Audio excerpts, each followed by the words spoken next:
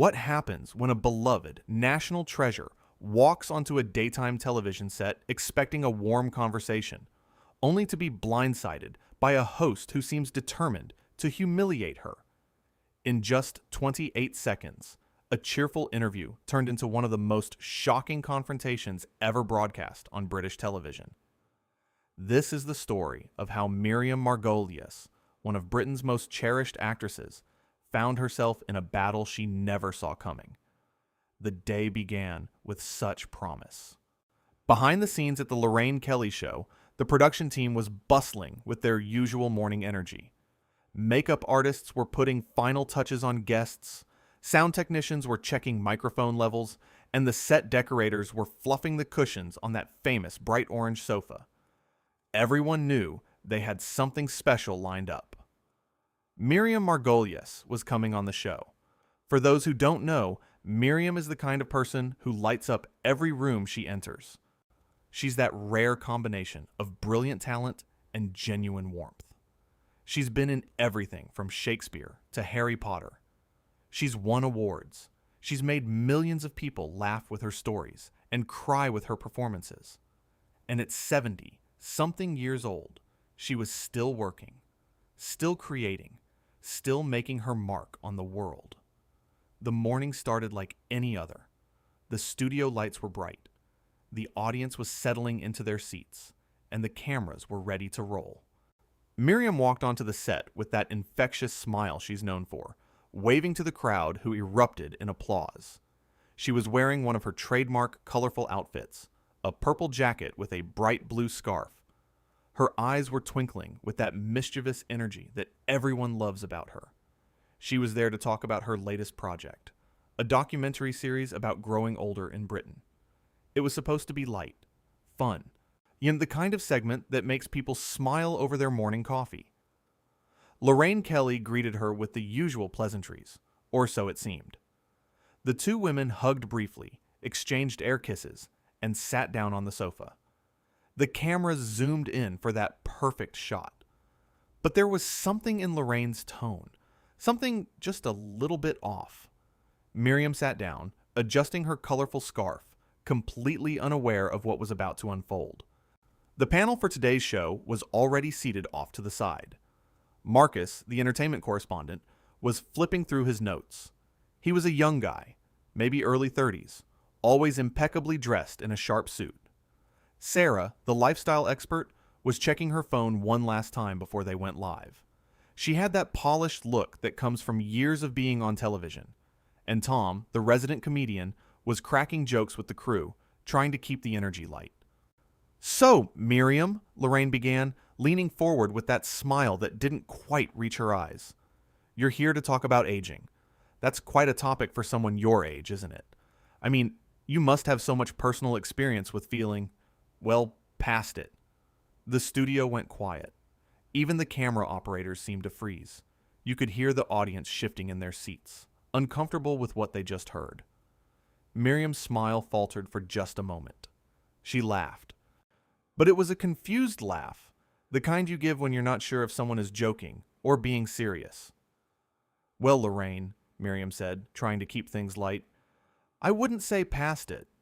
I'd say I'm living it. There's a difference between experiencing life and being finished with it. My documentary is about celebrating aging, not mourning it." Lorraine didn't miss a beat. She turned to her panel, a calculated move that felt rehearsed. "Marcus, what do you think? Do you think Miriam has a point? Or is she just trying to stay relevant in an industry that's moved on? I mean, we all know how Hollywood works. There's an expiration date, isn't there?" Marcus shifted uncomfortably in his seat, clearly caught off guard. He glanced at Miriam, then back at Lorraine. I think Miriam is a legend. She's always been relevant. I don't think age has anything to do with talent. Look at Dame Judi Dench. Look at Ian McKellen. And they're proof that great actors only get better with time." Lorraine waved her hand dismissively, like she was swatting away a fly. "Oh, come on, Marcus.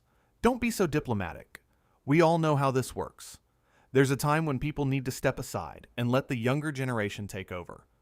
Fresh faces, new energy. Isn't that right, Miriam? Haven't you thought about maybe, I don't know, retiring? Enjoying your golden years in peace instead of clinging to the spotlight? Miriam's face changed. The warmth that had been there moments ago started to fade. She sat up a little straighter, her hands folding neatly in her lap. You could see the shift in her body language, from relaxed to alert. The audience could feel it too. This wasn't playful banter. This was something else. Lorraine, I'm not quite sure what you're getting at, Miriam said, her voice steady but firmer now. I came here to talk about a documentary, not to be told I should retire. I've been working for over 50 years. I've won awards. I've made people laugh and cry. I've played queens and common folk. I don't need to justify my relevance to anyone, least of all to you. The audience gasped. You could feel the shift in the room. A few people started whispering to each other. This was not going the way anyone expected. Lorraine, however, seemed to be enjoying it. She leaned back in her chair, crossing her legs, that smile still plastered on her face like a mask. "Oh, touchy, aren't we?" Lorraine said, laughing in a way that felt cruel. "Sarah, what do you think? Do you think Miriam's being a bit sensitive? Maybe it's just hard to hear the truth when you're holding on so tightly to the past. When you're so desperate to stay in the game that you can't see that the game has changed." Sarah looked like she wanted to disappear into her chair. She glanced at Miriam, then at Lorraine, and then back at her notes. Her face was flushed. I think everyone has value regardless of age. Miriam is an icon. She's inspired generations of actors and audiences. I don't think we should be talking about her like this. It feels disrespectful." Lorraine rolled her eyes dramatically, making sure the camera caught it. "Of course you'd say that. Everyone's so afraid to speak the truth these days. So politically correct. So worried about hurting feelings. Tom, you're the funny one. You're not afraid to say what everyone's thinking. Tell us, don't you think there's something almost tragic about someone Miriam's age trying to stay in the spotlight? I mean, we all saw those clips from her documentary. It's just her wandering around complaining about getting old, complaining about her aches and pains. Isn't that a bit, I don't know, desperate? A bit sad?" Tom looked genuinely shocked. His usual jovial expression was gone, replaced by something much more serious. "Lorraine, I don't think that's fair at all. I don't think that's fair to Miriam, and honestly, I don't think it's fair to anyone watching at home who's dealing with getting older. Miriam's documentary is about real experiences. It's honest. It's important. Just because someone is older doesn't mean they don't have something valuable to say. In fact, I'd argue they have more to say because they've lived more." Lorraine's smile finally started to crack, but not in a good way. There was something almost manic about it now. "Oh, so now I'm attacking old people. Is that what you're all suggesting? I'm just asking questions. I'm just saying what everyone's thinking, but is too polite to say out loud." "No, Lorraine," Marcus interjected, his voice stronger now. "You're not saying what everyone's thinking. You're saying what you're thinking. And from where I'm sitting, it sounds a lot like you're trying to tear down someone who's done nothing but bring joy to millions of people. I don't understand where this is coming from." Miriam stood up, not dramatically, not angrily, but with the kind of quiet dignity that comes from decades of grace under pressure. The entire studio seemed to hold its breath. The cameras immediately zoomed in on her face. She looked at Lorraine with an expression that was equal parts disappointment and resolve. Lorraine," Miriam said, her voice cutting through the tension like a knife. "I have been insulted by better people than you. I have been dismissed by directors, by critics, by people who thought they knew better. And you know what I've learned? That the people who try to tear others down are usually the ones who are most afraid of being torn down themselves. They're the ones who see their own insecurities reflected back at them and lash out." Lorraine's smile finally cracked completely. Excuse me? What exactly are you trying to say?" "You heard me," Miriam continued, her voice growing stronger with each word. You've spent this entire interview trying to make me feel small. You've asked your panel to pile on, to agree with your nasty little comments. You've called my work desperate. You've suggested I should step aside. You've mocked my age as if it's something to be ashamed of. All because what? Because you feel threatened? Or because you're worried that one day someone will say the same things to you? Because you can't stand the idea that someone older than you is still thriving while you're sitting here, desperately clinging to your little show, your little platform. The audience was completely silent now. You could have heard a pin drop. Marcus, Sarah, and Tom were staring at Miriam with something close to awe.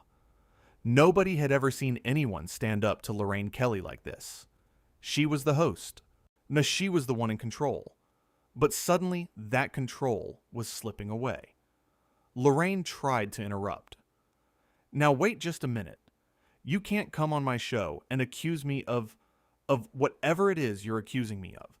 I was simply trying to have an honest conversation about aging in the entertainment industry.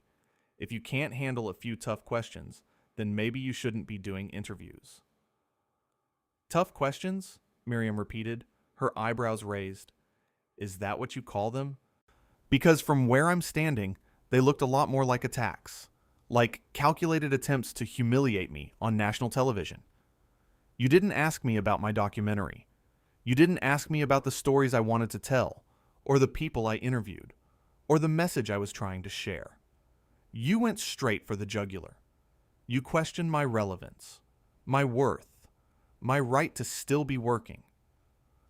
I came here as a guest, Miriam continued, her voice strong and clear. I came here to share something meaningful, something I'm proud of, and instead, you've turned this into some kind of attack. Well, I won't be part of it. I won't sit here and let you use me as a punching bag for whatever insecurities you're dealing with. I won't give you the satisfaction of watching me squirm or defend myself against ridiculous accusations. Marcus stood up suddenly. Lorraine, I think we need to take a break. This has gone too far. Way too far. Lorraine shot him a look that could freeze water. Her face had gone from smiling to furious in an instant. We're not taking a break, Marcus. Sit down. This is still my show. I'm still in charge here. Miriam, if you can't handle a little questioning, maybe you shouldn't be doing interviews at all. Maybe that's a sign that you really should think about stepping back. That was it. That was the final straw. That was the moment when Miriam Margolyes picked up her bag from beside the sofa, adjusted her scarf one last time, and looked directly into the camera. Not at Lorraine. At the camera. At the people watching at home. To anyone watching at home, Miriam said, her voice clear and unwavering, I want you to know that you don't have to accept being treated this way. You don't have to sit quietly while someone tries to diminish you.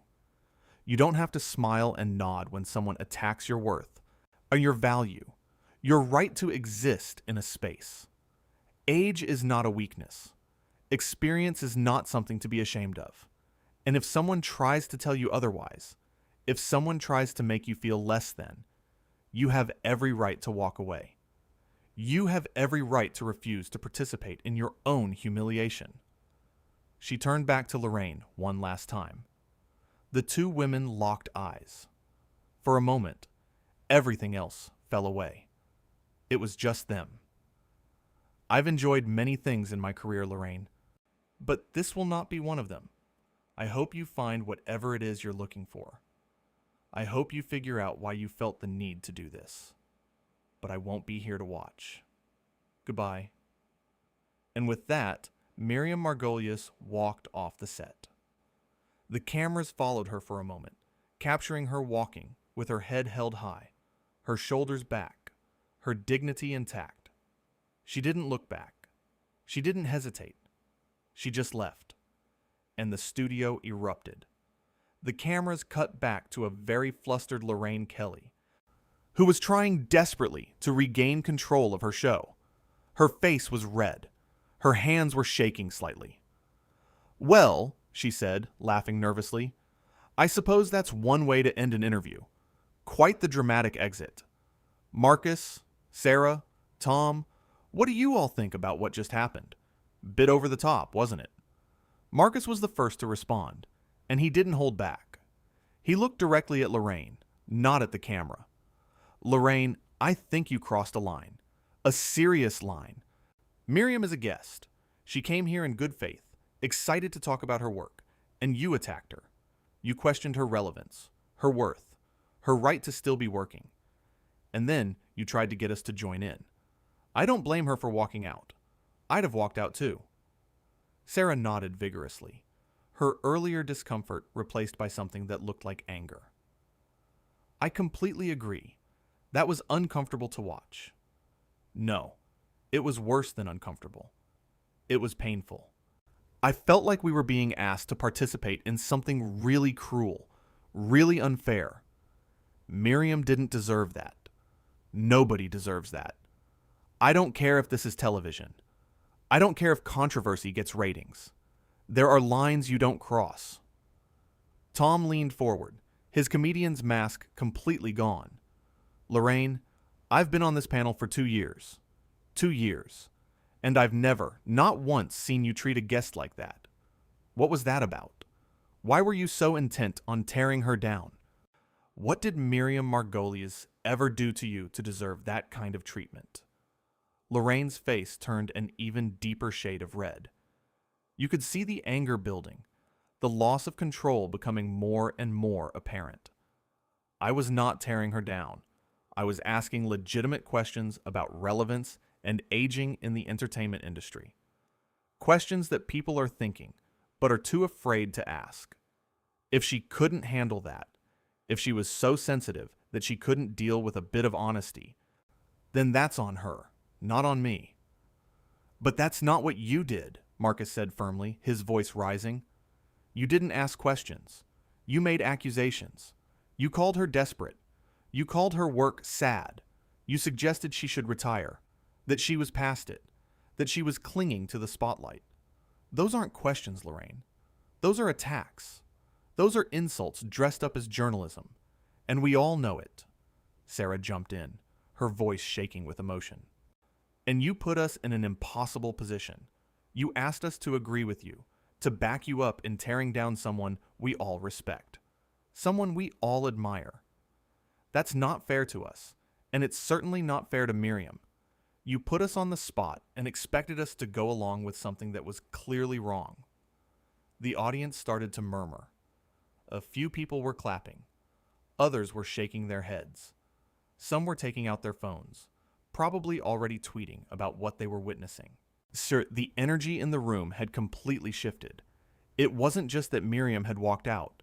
It was that the panel, the people who were supposed to support Lorraine, who were supposed to have her back, were calling her out. Live. On air. In front of millions of viewers. Lorraine tried to laugh it off, but it came out strained. Oh, come on. You're all being ridiculous. This is television. Things get heated. People say things. It's what makes good TV. It's what keeps people watching. And you can't tell me you've never seen a heated interview before. This is nothing new. No, Tom said, his voice quiet but firm, cutting through Lorraine's desperate justifications. Good TV is entertaining. Good TV makes people feel something positive. Good TV brings people together. What you did wasn't good TV. It was cruel. It was mean-spirited. And honestly, Lorraine, I think you owe Miriam an apology. A big one. On air. Right now. Lorraine's eyes flashed with anger. Weiss, I owe her an apology? Are you serious? She walked out in the middle of my show. She made a scene. She accused me of all kinds of things.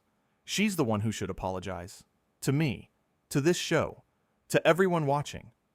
Marcus shook his head slowly. She didn't make a scene, Lorraine. She stood up for herself. There's a huge difference.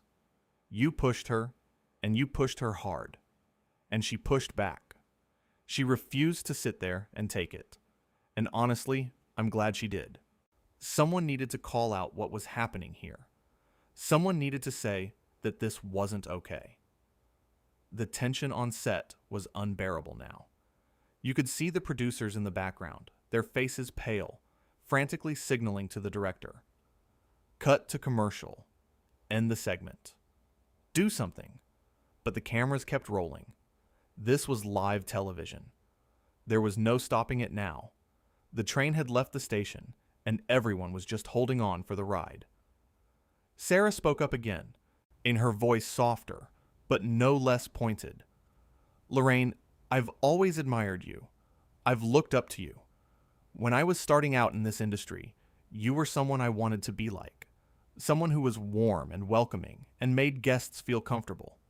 But today, I don't recognize you. What you did to Miriam was wrong. It was hurtful. And the fact that you can't see that, the fact that you're sitting here defending it, that worries me. That really worries me. Lorraine stood up abruptly, her chair scraping against the floor. You know what? I don't need this. I don't need to be lectured by my own panel. I don't need to sit here and be criticized for doing my job. This is my show. I built this show. I decide what happens here. I decide how interviews go. And if you all have such a big problem with how I run things, if you think you can do better, then maybe you should leave too. Maybe you should all just walk out and see how far that gets you. Marcus, Sarah, and Tom exchanged glances. Long glances. The kind of glances that say everything without saying anything. For a moment, it looked like they might actually do it. The audience was on the edge of their seats, literally. Some people were standing up to see better. This had gone from a talk show to a full-blown confrontation, a mutiny happening in real time. Tom was the first to stand. He took a deep breath, looked at Lorraine with something that might have been sadness, and said, "You know what, Lorraine, maybe we should, because I came here to work with someone I respected, someone I admired, someone who I thought cared about making good television that lifted people up instead of tearing them down. And right now, I don't see that person. I don't know who you are today, but it's not the Lorraine Kelly I signed up to work with." Sarah stood next, her hands trembling slightly. "I'm with Tom. I can't sit here and pretend this is okay. I can't sit here and be complicit in what happened. What happened to Miriam could happen to any of us. It could happen to anyone. And if we don't stand up for what's right, if we don't say that this behavior is unacceptable, then we're just as bad. We're part of the problem." Marcus was the last to rise. He stood slowly, deliberately, his eyes never leaving Lorraine's face. "I hope you figure out what's going on with you, Lorraine. I really do. Because this anger, this need to attack people, this isn't who you're supposed to be. This isn't the person I've worked with for the past year. Something's changed. Something's broken, and I hope you can fix it. But I can't be here to watch it fall apart." And just like that, the entire panel walked off the set, one by one. Tom first, then Sarah, then Marcus. They didn't run. They didn't storm off. They just walked, calmly, with dignity, following in Miriam's footsteps. And Lorraine Kelly was left standing alone on her own set, the cameras still rolling, capturing every moment of her isolation. The audience was completely silent, stunned. Nobody knew what to do. Lorraine looked around, her face a mixture of shock, anger, confusion, and something that might have been regret, or maybe fear. Fear of what she'd just done.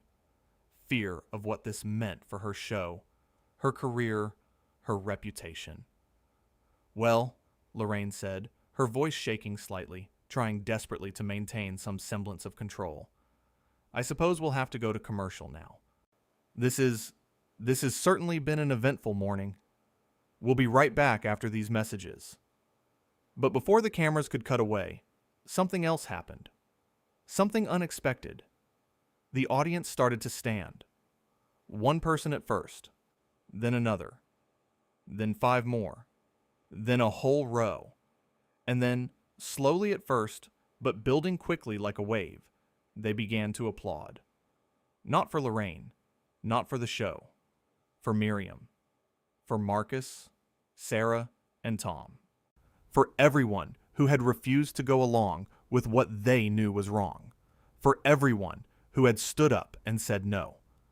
The applause grew louder and louder. Some people were cheering, some were whistling, some were holding their hands up in solidarity. And Lorraine Kelly stood there, alone on her bright orange sofa, surrounded by empty chairs, as the applause washed over her like a judgment. She tried to smile. She tried to wave at the audience, to acknowledge the cameras, to maintain some dignity of her own. But it was clear that something had fundamentally shifted. This was no longer her show. She had lost the room. She had lost her panel. She had lost her guest. And most importantly, she had lost the respect of everyone watching. The cameras finally cut to black, but the damage was done. The moment was captured forever. What was supposed to be a simple interview, a light morning segment about a documentary, had turned into one of the most dramatic moments in daytime television history. And at the center of it all was Miriam Margolyes, who had walked into that studio with dignity and had left with even more. Because sometimes the bravest thing you can do is walk away. Sometimes the strongest response to cruelty is grace. Sometimes standing up for yourself means refusing to play the game at all. And sometimes the people who try to diminish you end up diminishing themselves. Miriam Margolyes proved that day that age doesn't diminish power. If anything, it amplifies it. Because when you've lived as long as she has, when you've faced down as many challenges as she has, when you've been knocked down and gotten back up more times than you can count, you know exactly when to fight and when to walk away with your head held high. You know your worth. You know your value. And you don't need anyone's permission to exist, to work, to create, to matter. And as for Lorraine Kelly, she learned a hard lesson that day, or at least she had the opportunity to learn it. That being a host doesn't mean having power over people. It means having responsibility to them. It means creating a space where guests feel safe, where conversations can happen, where differences of opinion don't turn into personal attacks. It means recognizing that your platform is a gift, not a weapon. And when you forget that, guess when you use your position to tear someone down instead of build them up, when you try to humiliate instead of educate or entertain, you lose everything that made you worth watching in the first place. In those 28 seconds, when everything changed, when a simple question turned into an attack, when friendly banter became a battlefield, everyone watching learned something important. They learned that you don't have to accept mistreatment just because it's happening on television. They learned that walking away is sometimes the most powerful thing you can do. They learned that age is not a liability, that experience is not something to be ashamed of, and that standing up for yourself is always worth it, even when it's uncomfortable, even when it's scary, even when the whole world is watching. And they learned that sometimes the people who seem the most powerful, the most in control, are actually the most fragile, the most insecure, the most afraid. And when you shine a light on that fear, when you refuse to play along with their games, everything falls apart. Just like it did on that unforgettable morning when Miriam Margolyes walked off the Lorraine Kelly show and took her dignity with her, leaving behind only the echo of applause and the uncomfortable silence of a host who had gone too far.